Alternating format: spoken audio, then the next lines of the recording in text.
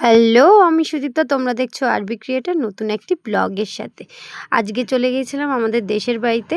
তোমরা কিছুটা ট্রেলার দেখে বুঝেই গিয়েছো, থাম্বনেল দেখে বুঝেই গিয়েছো কী কারণে গিয়েছিলাম, কেন গিয়েছিলাম। পুরোটাই থাকছে এই ভিডিওটা। তোমরা স্কিপ না করে ভিডিওটা পুরো ওয়াচ করবে। আর তোমাদের ভিডিওটা কেমন লাগলো অবশ্যই কিন্তু কমেন্টে আমাদের জানাতে ভুলবে না। ভালো লাগলে কি করতে হবে তোমরা জানো, লাইক কমেন্ট শেয়ার করে পাশে থেকো। আজ ৯ তারিখ, সময় 6:30 বেরিয়ে পড়লাম আমাদের আদি বাড়ি যাওয়ার উদ্দেশ্যে। আজ ছিল আমার ঠাম্মা শাশুড়ির বাৎসরিক কাজ। যেহেতু ঠাকুমা মারা যাওয়ার সময় আমরা কেউ যেতে পারিনি, তাই এবার সবাই মিলেই যাচ্ছিলাম। আমার শাশুড়ি কালকেই চলে গেছে, আজ আমরা যাচ্ছি। যেহেতু আমাদেররা থাকি সাউথে আর আমাদের যেতে হবে নর্থের দিকে, তাই আমরা সকাল সকালই বেরিয়ে পড়েছিলাম। আমাদের এখান থেকে প্রায় জার্নি করে যেতে হবে 6 থেকে 7 ঘন্টা। এই জন্য আমরা সকাল সকাল বেরিয়ে পড়েছিলাম। এখন আমরা বাসে উঠে পড়েছি। আজকে বাসওয়ালা এতটাই লেট করে ফেলেছিল আসতে আসতে, এর জন্য 5টা মিনিটের জন্য আমরা প্রথম ট্রেনটা পাই না।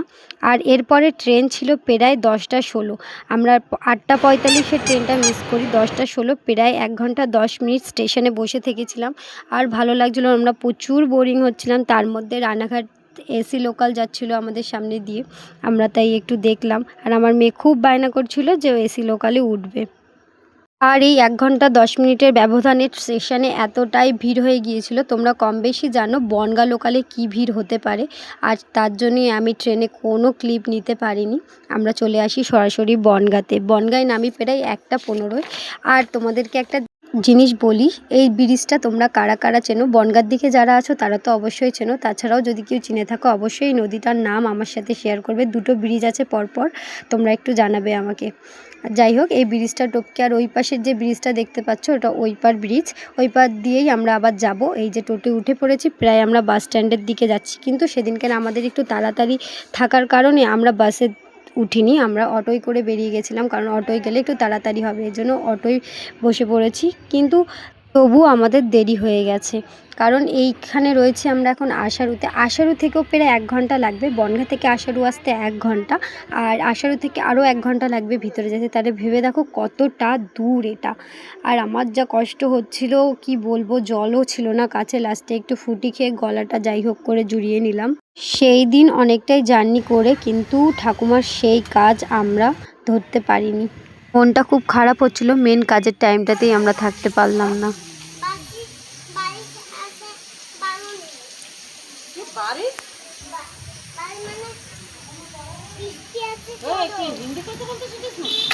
ও হিন্দি ইংলিশ সব মিশিয়ে বলে।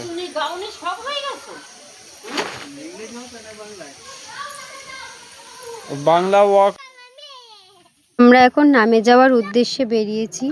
এবার বলি আমি চুড়িদার কেন পরেছি, শাড়ি পরে এসেছি। তার কারণ হচ্ছে আমি না এখানে আর এক্সট্রা কিছু নিয়ে আসিনি। আর শাড়ি পরে ওখানে গরমের মধ্যে গিয়ে থাকতে পারবো না। আর শরীরটাও আমার সেদিনকে খুবই বেশি খারাপ হয়ে গিয়েছিল, এই জন্যই চুড়িদারটা পরে গিয়েছি। কিন্তু ভাসুর টাসুর রয়েছে বলে মাথায় একটু ওড়নাটা দিয়ে নিয়েছি। আর এখনও গান শুরু হয়নি, সবে চেক করছিল, এবার গান শুরু হবে। এই সময়টায় আমার যা শরীরটা খারাপ ছিল, এত মাথা যন্ত্রণা হচ্ছিল, সাথে বমিও হচ্ছিল। আমি মানে মোটামুটি এখানটায় যে একটা প্রণাম করব সেই শক্তি আমার ছিল না। এখানে যা ভিডিও ক্লিপ সব আমার হাজব্যান্ড নিয়েছে।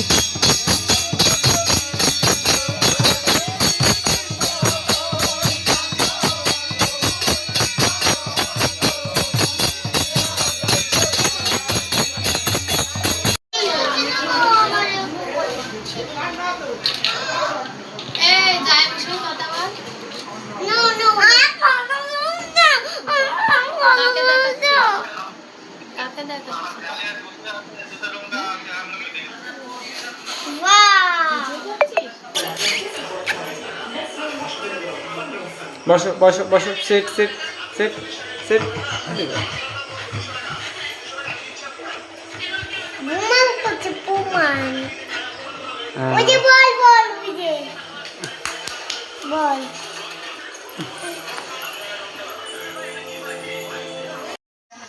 রান্নাবান্নার সব কিছু এখন আয়োজন চলছে। এটা হবে হচ্ছে আমের চাটনি, মিষ্টি আম, এর সাথে তেঁতুল দিয়ে টক করা হবে। ঠিক আছে, সবাই এখন কাজে ব্যস্ত। মশলাপাতি হয়ে গেছে প্রায় সব, আর এখানে রান্নাবান্না হবে। এটা আমার একটা কিউট পিসি, এই একটা কিউট পিসি, মেজো পিসি আমার। ছোট পিসিমা, ওটা আমার সেজে পিসিমা। আর এই হচ্ছে আমার পিসিমশাই, যাই হোক কাজে প্রচুর হেল্প করছে, ঘেমে একদম পুরো জল হয়ে গেছে, এটা আমার মা। আর এই হচ্ছে পেতকুড়ি, একে তো সবাই চেনে, আমার বোন। আর যার চ্যানেল সে হচ্ছে এই ঘরটার ভিতরে মিক্সি করছে, কাজে ব্যস্ত। এই চিকেনটা এখন প্রসেসিং করে রাখা হয়েছে, মেরিনেশন করে রান্না বান্না হবে।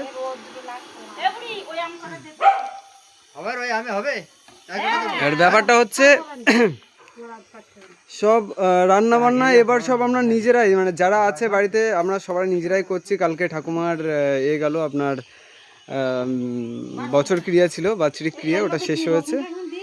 এবার একটা ছোটোখাটো খাওয়া দাওয়ার আয়োজন হয়েছে, সেটা মোটামুটি আমাদের মানে রিলেটিভের ভিতরে যারা আছে তারা সব এক এক করে আসবে সবাই। হ্যাঁ, তো রান্নাবান্না যা হচ্ছে সব নিজেরাই করা হচ্ছে নিজেদের মধ্যে সবাই। আর এই যে যার, হ্যাঁ করে দিতে হবে, ওটাই করতে হবে।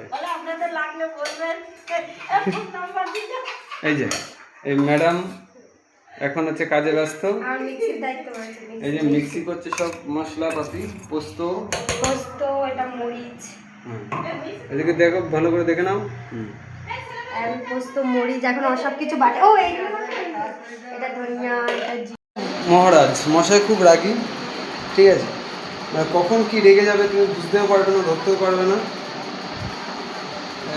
খুব একজন মানে যিনি গণ্যমান্য ব্যক্তি, এনাকে সবাই বাড়ির সবাই ভয় করে চলে, এখন চলতে হবে। জিনিস পিছনে তৈরি করেছে, তো সেটাই আমি ঢাকতে এসেছি এই নেটটা দিয়ে। ওকে, জিনিসটা হচ্ছে এই, সরি, এটাকে বলে বাংলা ভাষায় আম, মানে শক্ত না সত্য, যাই হোক, তো আম সত্য বলি আমরা, বা শক্ত কী নাম, মানে সঠিক নামটা শক্ত না সত্য সেটা আমি জানি না, তো ওটাই ওই রকমই একটা নাম, আমার খুব ফেভারিট, ঠিক আছে, গাছের আম, তো সেটা দিয়ে বানিয়েছে। এই যে আমার কাজের দিনকে কোনো খাওয়া দাওয়ার প্রোগ্রাম হয়নি, পরের দিনকে খাওয়া দাওয়ার প্রোগ্রাম হয়েছিল। আর এই যে দেখতে পাচ্ছ ফার্স্ট ব্যাচ বসিয়ে দিয়েছে খাওয়া দাওয়ার জন্য। আর খাবারে কি কি রান্না হয়েছিল তোমাদের সাথে সেগুলো একটু বলি। প্রথম হয়েছিল ভাত, তারপরে হয়েছিল মাছের মাথা দিয়ে ডাল, আলুর চিপস, মাছের ঝোল, মাংস, শসা মানে স্যালাড, চাটনি, পাঁপড়, মিষ্টি, দই, আর সব কিছু হয়েছিল। আর এই যে আমাদের রান্নাশালা, যেখানে সব রান্না করে এখানটাতে রেখেছিল। আর এই সময় যা মুষলধারে বৃষ্টি এসছে, এই সময়টা তোমরা দেখতেই পাচ্ছ অনেকটাই। আর আমরা খাওয়ার সময় পুরো বৃষ্টি, আমরা তো পুরো বৃষ্টি মাথায় খেয়েছি। যাই হোক, আমরা পরের দিনকে চলে আসছিলাম। আর যেদিনকে ট্রেনে উঠেছি, ট্রেনে উঠেও দেখো বৃষ্টি যেদিনকে আসছি। আর পরে আর কোনো ক্লিপ নিতে পারিনি। আর এই হচ্ছে চলে আসার দিনকে মনটাও খারাপ। এই যে এখন আমাদের রাস্তায় হাঁটছি, আমরা চলে এসেছি বাড়িতে। আর এই বাড়ির রাস্তা আমাদের হাঁটতে হাঁটতে যাচ্ছি।